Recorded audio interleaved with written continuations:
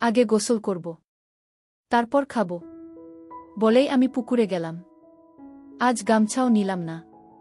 গোসল করে ভেজা কাক হয়ে এলাম আম্মার কাছে। আগের দিন তো হালকা ভেজা গামছায় এতই ভালো বোঝা যায়নি, কিন্তু আজ একদম ভিজে গায়ে সেটে আছে লুঙ্গি। আম্মার দৃষ্টি আমার উপরেই, আর চোখে গিলে খাচ্ছে। জিভে যেন জল এসে গেছে, এমন করে তাকিয়ে আছে। আমি তমাল, জয়পুরহাট থেকে 20 কিলোমিটার গভীরে এক অজপাড়া গায়ে থাকি।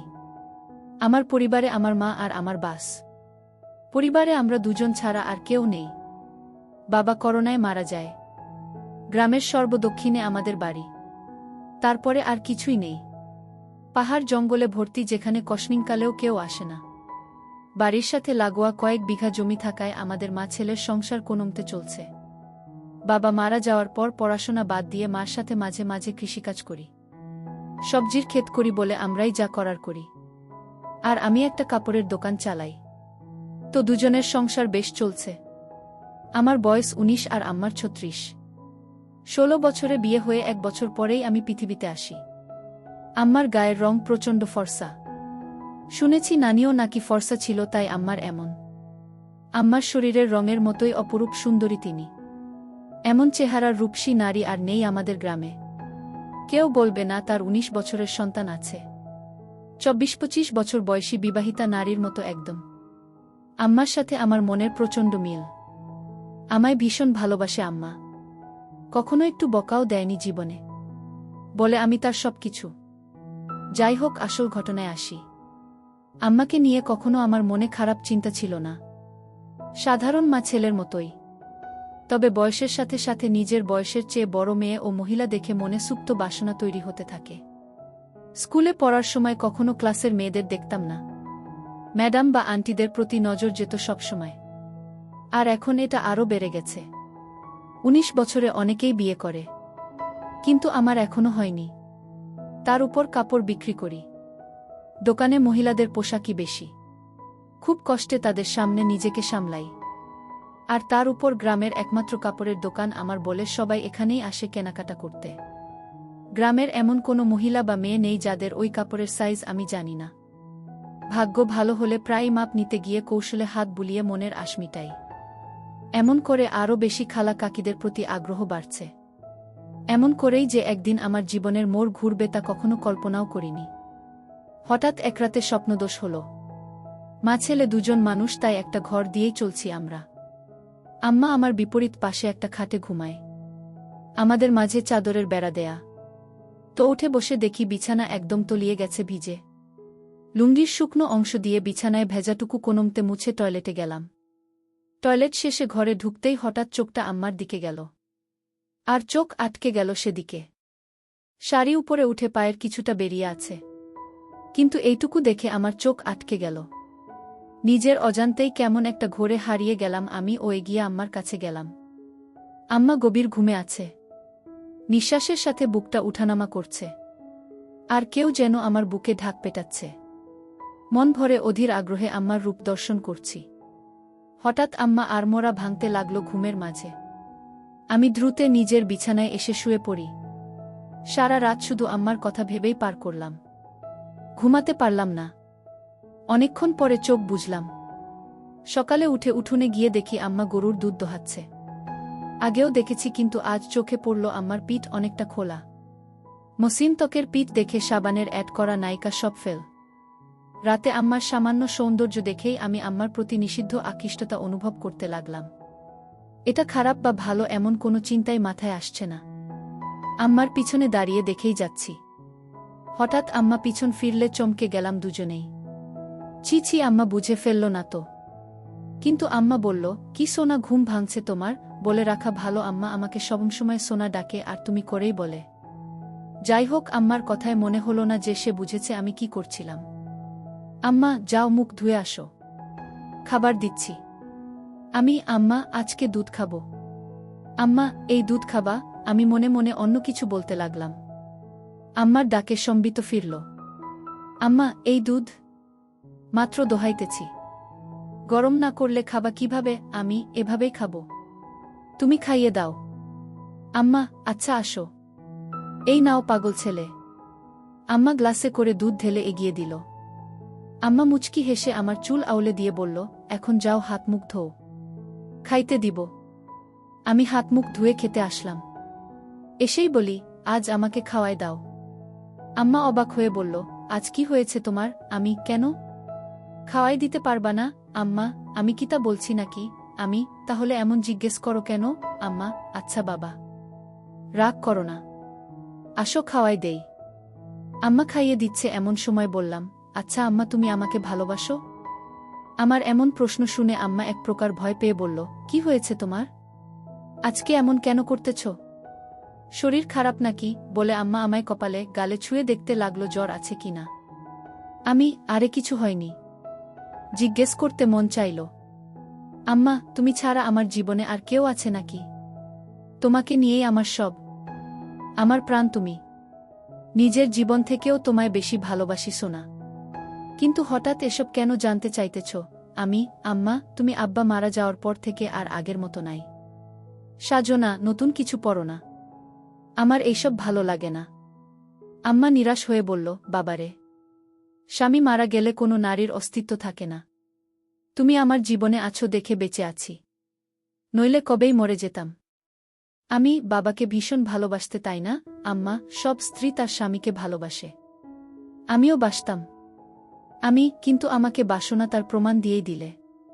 আমার পছন্দ তুমি সেজেগুজে থাকো, কিন্তু তুমি তা করো না। আমায় ভালোবাসলে এমন করতে না। তুমি খুশি থাকো, তা চাই আমি। তুমি একটা বিয়ে করো, আবার সুখের সংসার করো, তাহলে জীবনটা ভালো কাটবে। কেন এসব বললাম নিজেও জানি না। মনে এলো আর বলে দিলাম। আমার কথা শেষ হতে না হতেই ঠাস করে একটা চড় পড়ল আমার গালে।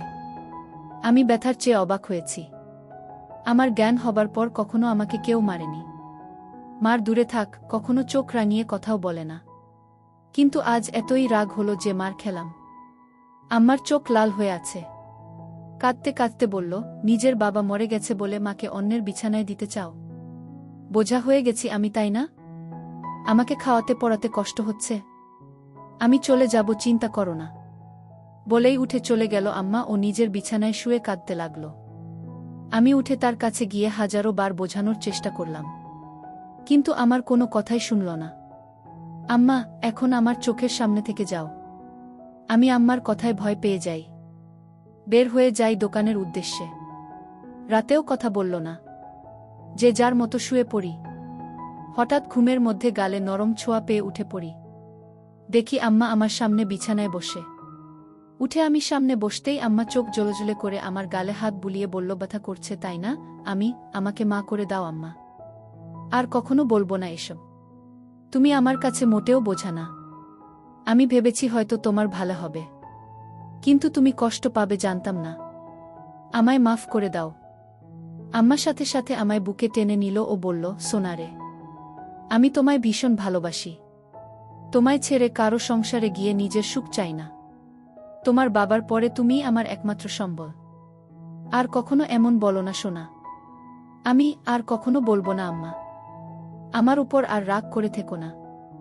এবার মনের কষ্ট ও ভয় দূর হলে আমি মার সৌন্দর্যের উপর আবার আকৃষ্ট হলাম। পরদিন বিকালে বাড়ি ফিরেই আমি চমকে উঠলাম। আম্মার পরনে একটা সবুজ শাড়ি আর হলুদ ব্লাউজ পরায় চমৎকার মানিয়েছে। একদম সরষি ললনা লাগছে। আমায় দেখে মুচকি হেসে বলল, এখন ঠিক আছে তো? আমি, তুমি সত্যি আমার জন্য নতুন শাড়ি পরেছ আম্মা? নইলে কি অন্য কেউ আছে আমার? আমি খুশিতে আম্মাকে জড়িয়ে ধরি। আম্মাও সাড়া দিল। আম্মা, তুমি আমার জান। তোমার খুশি আমার খুশি। তুমি নতুন নতুন সাজবে, তা আমার খুব ভালো লাগে। আম্মা, বুঝেছি। তোমাকে এখন সুন্দরী একটা মেয়ে দেখে বিয়ে দিতে হবে। আমি আর কখনো বিয়ের কথা আনবে না। আম্মা, সে কি? বিয়ে কেন করবে না? আমি শুধু তোমায় নিয়েই থাকব। আম্মা, আরে পাগল, আমি তো থাকবই। বিয়ে করতে তাতে সমস্যা কোথায়? আমার আর তোমার মাঝে অন্য কেউ আসতে পারবে না। আমি চাই না আমাদের মাঝে কেউ আসুক। আর কখনো বিয়ের কথা বলবে না। তুমি ছাড়া আর কাউকে নিয়ে আমি সংসার করতে চাই না। আম্মা আমার কথা মা ছেলের মমতাময় ভাব বুঝেছে, কিন্তু তা ছাপিয়েও যে আমি তার মন প্রাণ সব পাওয়াটা ভাবছি তা তো সে জানে না। আম্মা, আচ্ছা বাবা, আর বলবো না। আম্মা কিছুক্ষণ আমায় চেয়ে দেখল ও বলল, আচ্ছা যাই হোক। বললে না তো আমায় কেমন লাগছে? আমি একদম পরী লাগছে। তোমার মতো সুন্দরী এই দুনিয়ায় কেউ নেই। আম্মা লজ্জা পেয়ে বলল, আহ দুষ্টু, খালি মজা করো। আমি সত্যি বলছি, আমি। বিশ্বাস করো। আম্মা, আচ্ছা আচ্ছা হয়েছে। এখন যাও গোসল করে আসো। আমি পুকুরে গেলাম গোসল করতে। বাড়িতেই পুকুর আমাদের ঘরের পাশে। আমি গোসল করে গা মুছে সেই হালকা ভেজা গামছা পরেই এসে আম্মার সামনে দাঁড়িয়ে বললাম, ভিতর থেকে লুঙ্গি এনে দাও না আম্মা। হঠাৎ আম্মার চোখ খেয়াল করলাম আমার গামছার দিকে। নিচে তাকিয়ে দেখি আমার ওটা স্পষ্ট আকার বোঝা যাচ্ছে। তার মানে কি আম্মা তাই দেখছিল? আমি মেলাতে পারলাম না। সেদিন রাতে হঠাৎ ঘুম ভাঙল একটা অদ্ভুত শব্দে। উঠে ভাবলাম আম্মার কাছে দেখি বিছানায় নেই আম্মা। দরজা খোলা। হয়তো বাহিরে কোনো সমস্যা হয়েছে কিনা ভেবেই তড়িঘড়ি করে বাহিরে গেলাম। আম্মাকে ডাক দিলাম কিন্তু সাড়া নেই। হঠাৎ একটা শব্দ এলো গোসলখানা থেকে। পুকুরে গোসল করে আম্মা। তবে মাঝে মাঝে গোসলখানায়ও করে। তাই সেখানে এগিয়ে গেলাম দেখতে শব্দ খুঁজে। এগিয়ে যেতেই শব্দ বাড়ছে। হঠাৎ শব্দটা কেমন অদ্ভুত হলো। বুঝতে পারছি না এমন শব্দ কিসের জন্য করছে আম্মা। এগিয়ে গোসলখানার কাছাকাছি যেতেই পর্দার ফাঁকে যা দেখতে পেলাম তা আম্মার প্রতি আমার ধারণাই পাল্টে দিল। গোসলখানার দরজা নেই। পর্দা লাগানো বলে সব দেখছি, কিন্তু আম্মা জানেই না। আম্মা টিউবওয়েলের চোখা অংশের উপর বসে আজব কাজ করছে। শাড়ি পরা বলে তা দেখা যাচ্ছে না, কিন্তু বোঝা যাচ্ছে। কাজ সেরে আম্মা টিউবওয়েল থেকে নেমে গেলে আমি চুপি পায়ে ঘরে এসে শুয়ে পড়ি। চোখ বুজে হালকা খুলে দরজায় নজর রাখি ঘুমের ভান করে, আর লুঙ্গি তুলে রাখি যেন দেখা না গেলেও আম্মার কৌতূহল বাড়ে। আম্মা ঘরে ঢুকল। দরজা আটকেই আমার বিছানার কাছে এসে দাঁড়াল। সে দাঁড়িয়ে থাকায় তার চোখে বাহির থেকে জানালার ফাঁক দিয়ে আসা চাঁদের আলোয় স্পষ্ট দৃষ্টি আমায় গিলে খাচ্ছে। ঘুমের মাঝে আমি আড়মোড়া ভাঙার ভান করলাম। তাতে আম্মা তড়িঘড়ি করে চলে গেল নিজের বিছানায়। আমার মন খুশিতে নেচে উঠল আমার প্রতি এতই আকর্ষণ দেখে। কখন যে আম্মার কথা ভাবতে ভাবতে ঘুমিয়ে গেলাম বলতেও পারি না। সকালে ঘুম ভাঙতেই উঠে দেখি আম্মা এখনো ঘুমিয়ে আছে। কিন্তু অবাক করা বিষয় দেখি মাঝখানের চাদরটা সরিয়ে রাখা। আম্মাকে দেখে চোখ আটকে গেল। আমি আম্মাকে ডাকলাম, আম্মা উঠো। সকাল হয়ে গেছে তো। আজকে এতই সকাল হয়ে গেল উঠুনি যে? আম্মা ঘুম থেকে চোখ মেলে উঠে বসল। কিন্তু সামান্য বিচলিত নয় আমায় দেখে যে তার কাপড় ঠিক নেই। স্বাভাবিক গতিতেই কাপড় ঠিক করে বিছানা থেকে নামল। আমি, এতই দেরি যে? ক্লান্ত নাকি আম্মা? পরিশ্রম করা হয়েছে খুব তো, তাই ক্লান্ত। এখন ভালো লাগছে। আমি মনে মনে বললাম, কি পরিশ্রম তা তো জানি। এই চাদর সরানো যে? আম্মা, আমি সরিয়েছি। ঘরে আমরা ছাড়া কেউ নেই তো চাদর রেখে কি হবে? আর যে গরম পড়েছে, এভাবে চাদর থাকলে আলো বাতাস চলাফেরা করে না। আম্মার যুক্তি শুনে মুচকি হাসলাম মনে মনে। আম্মা, তোমার খিদে লেগেছে তাই না? তুমি হাত মুখ ধুয়ে আসো। না, আগে গোসল করব, তারপর খাবো। বলেই আমি পুকুরে গেলাম। আজ গামছাও নিলাম না। গোসল করে ভেজা কাক হয়ে এলাম আম্মার কাছে। আগের দিন তো হালকা ভেজা গামছায় এতই ভালো বোঝা যায়নি, কিন্তু আজ একদম ভিজে গায়ে সেটে আছে লুঙ্গি। আম্মার দৃষ্টি আমার উপরেই, আর চোখে গিলে খাচ্ছে। জিভে যেন জল এসে গেছে এমন করে তাকিয়ে আছে। আমার বেশ ভালো লাগছে তা দেখে। আম্মা ভিতর থেকে গামছা লুঙ্গি এনে দিল ও যতক্ষণ আমার মোছা শেষে লুঙ্গি না পরলাম সে লুকিয়ে দেখেই চলল। হঠাৎ আম্মা বলল, তুমি একটু বসো, আমিও গোসল করে আসি। আজকে গরম লাগছে, এসে খাইয়ে দিব তোমায়। আমি ভাবলাম ভালোবাসা দেখাতে খাইয়ে দিবে, কিন্তু আরও কিছু অপেক্ষা করছে তা বুঝিনি। আম্মা যে গোসল করতে না, শুধু শরীর ভেজাতে পুকুরে গেছিল তা বুঝতে বাকি রইল না। 2 মিনিটেই ফিরে এলো আম্মা ভেজা শরীরে। আগেও দেখেছি এমন ভেজা শরীরে, কিন্তু আজ আমাকে দেখাতে যে আম্মা ভেজা শরীরে এসেছে তা আমি জানি। হঠাৎই আম্মা এগিয়ে এসে বলল, বাবু আমার হুকটা খুলে দাও তো। ইস, ব্লাউজটা আর চলবে না মনে হয়। আমিও সুযোগ পেয়ে বলে বসলাম, ছেলের কাপড়ের দোকান, আর তুমি কিনা একই জিনিস নিয়ে পড়ে আছো।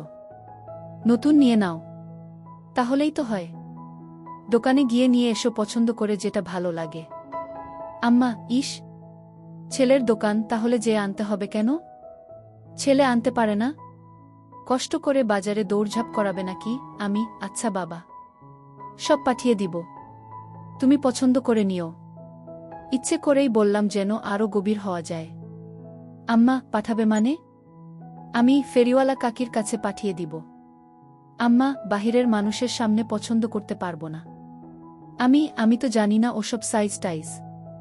তাছাড়া আমার সামনে এসব সমস্যা হবে না। আম্মা, তোমাকে কে বলল সমস্যা হবে? দোকানদার হয়েছ, খদ্দেরকে কাপড় দেখাবে। কি সব বলছো বলো তো? দোকানেও কি এমন করো? আমি, আচ্ছা বাবা, ভুল হয়েছে, আমি নিয়ে আসবো সবগুলো। তোমার পছন্দমতো সাইজ বুঝে নিও। আম্মা, সব কেন আনবে? আমার সাইজেরগুলোই আনবে শুধু। রং আমি বেছে নিব। সাইজ 34। মনে থাকবে তো? আমি আম্মার দিকে হা করে তাকিয়ে আছি। আম্মা এতইটাই আমার উপর ফিদা যে উঠে পড়ে লাজলজ্জা সংকোচ ভুলে আমায় সব জানিয়ে দিচ্ছে। আমি প্রচণ্ড খুশি ও অবাকও হলাম যে আম্মা খুব গতিতে চলছে। সারাদিন আম্মার কথা ভেবেই দিন পার করলাম। দোকান বন্ধ করার সময় বেছে বেছে বড় গলাওয়ালা কয়েকটা নিলাম। দোকান থেকে বের হয়েই সোজা বাসায় পৌঁছে যাই। গিয়ে দেখি আম্মা খেতে কাজ করছে।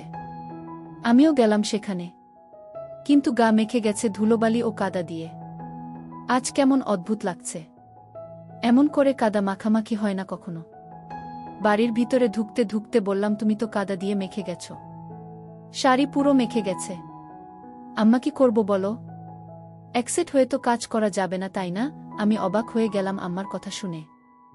আম্মার দিকে হুট করে তাকাতেই আম্মা হেসে দিল। সাথে আমিও হেসে দিই। ধীরে ধীরে কেমন একটা ঘুলে মিলে যাচ্ছি দুজনে।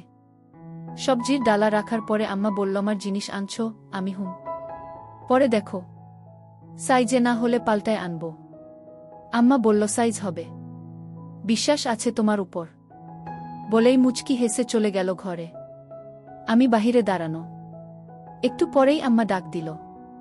ভিতরে যেতে যেতে ভাবলাম মজার কিছু হবে, কিন্তু আম্মা আমায় হতাশ করল। আম্মার হাতে একটা হলুদ শাড়ি গামছা।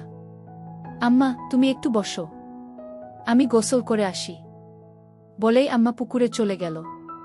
কিছু না ভেবেই চলে গেলাম একটু পরেই পুকুরের কাছে। ঝোপঝাড়ে গিয়ে দাঁড়িয়ে উকি মারতেই চোখ কপালে উঠে গেল। আহ, কি সুন্দর লাগছে, বলা বোঝানো যাবে না। হঠাৎ একটা পিঁপড়া কামড় দিলে আচমকায় মুখ থেকে অস্ফুট বাকে উহ শব্দ হয়ে গেল আর ঝোপঝাড় একটু নড়ে গেল। আম্মা একটু চমকে এদিকে তাকালো ও দেখতে লাগলো এদিকে। পরক্ষণেই আমায় অবাক করে দিয়ে আম্মার মুখে একটা মুচকি হাসি দেখতে পেলাম। মাথায় ঢুকল না আম্মা কি আমায় দেখেই ফেলেছে কিনা। হঠাৎ নিচে পায়ের দিকে তাকিয়েই দেখি আমার শরীর পুরোটাই আম্মার দিক থেকে দেখা যাচ্ছে। আমি প্রচণ্ড লজ্জা পেলাম ধরা পড়ে, কিন্তু আম্মা তো আমায় ধরা পড়তে দেয়নি দেখে খুব ভালো লাগল। আম্মা এবার দেখাল কারিশমা। আগে পানিতে একটা ডুব দিয়ে পানি থেকে উঠল।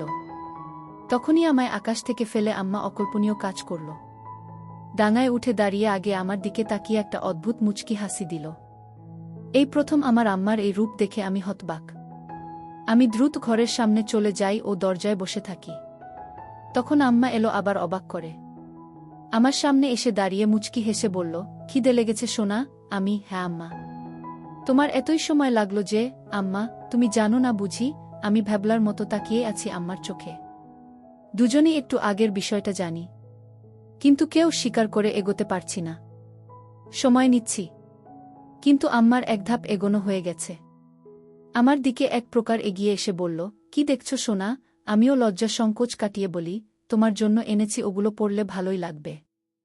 আম্মার মুখে মারাত্মক একটা হাসি এনে বলল, কেন, এগুলো ভালো লাগে না আমায়? আমি, ভালো লাগে, কিন্তু আমি যা এনেছি তা এর চেয়েও সুন্দর, মানাবে। আম্মা, বেশ নজর রাখছো দেখছি আম্মার উপর। আম্মা আমায় সুযোগ দিচ্ছে। আমি তা ভেস্তে দিলাম না। বললাম, আমার খদ্দের তুমি, কোনোটাই কেমন লাগবে তা আমার দেখা দায়িত্ব। আম্মা চোখ পাকিয়ে বলল, তাই? তাহলে তো গ্রামের সব মেয়ে মহিলার দিকে দেখা হয়ে গেছে। আমি হকচকিয়ে গেলাম। কথা সত্যি, কিন্তু বুঝলাম আম্মার খানিকটা জ্বলন হচ্ছে। তাই আরেকটু জ্বালাতে বললাম, সবাইকে কি আর দেখব? যার জন্য সাধারণ ভাবনায় যা দেখা লাগে তাই দেখি। টাকা দেয় ভালো জিনিস দিতে, বুঝে শুনে ভালোটাই দিই। আমিও কি সবার কাতারে পড়ি? আমাকেও কি টাকা দিতে হবে? আমি মুচকি হেসে বললাম, যদি খদ্দের হয়েই থাকো তাহলে দিবে টাকা। আম্মার অধিকারে নেওয়া পাপ। তুমি কি হিসেবে চাও? ঢিল মেরেছি। এবার ঘুঘু ধরা নিজেই পড়তে চায়, তাই ঢিল নিজেই গায়ে লাগাচ্ছে। আম্মা, তা দেখা যাবে। তুমি বসো। বলেই আম্মা ভেজা শরীর নিয়ে ঘরে চলে গেল। কিন্তু দরজা খোলাই আছে। কখনো এমন করেনি, কিন্তু আজ করেছে। 2 মিনিট পরেই আম্মার হঠাৎ ডাকে ভয় পেলাম। ভাবিনি এতই তাড়াতাড়ি ডাকবে, কারণ এতই তাড়াতাড়ি কাপড় পরা হয় না। তাহলে ডাকলো কেন? আমি ভিতরে আসব? আম্মা, হ্যাঁ এসো। আমি মন ফুরফুরে করে এগিয়ে ঘরে ঢুকেই চোখ জড় হয়ে গেল।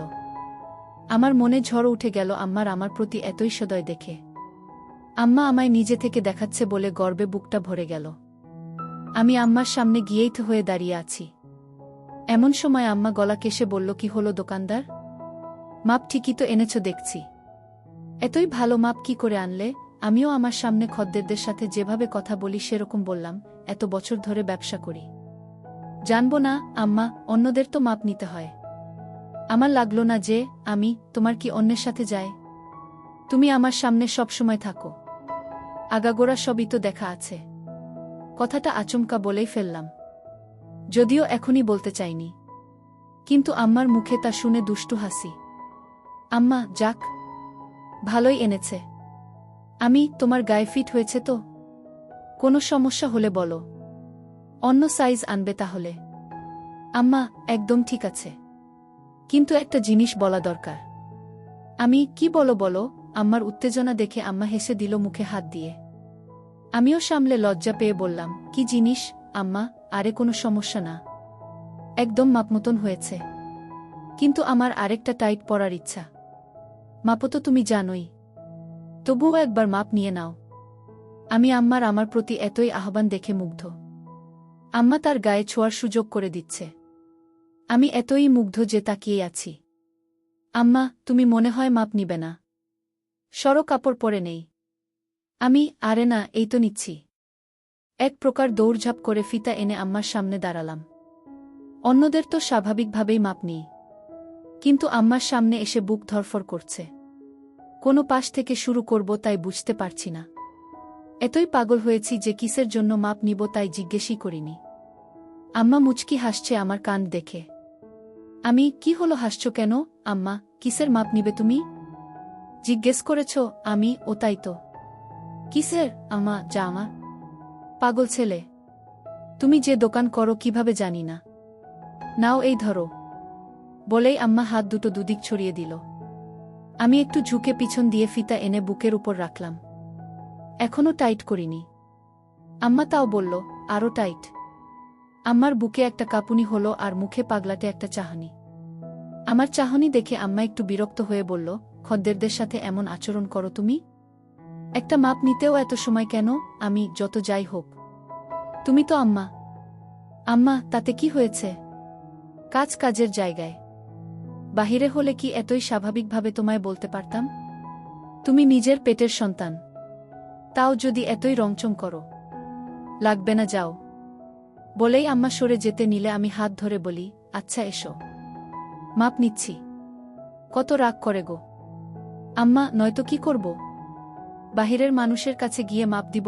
আম্মা, আচ্ছা হয়েছে, এসো, হাত ছড়াও। আম্মা, পারব না। পারলে সরিয়ে নাও। আম্মার এই অভিমান খুব ভালো লাগলো। এবার সংকোচ কেটে গেলাম, তাই আমিও এগিয়ে গেলাম।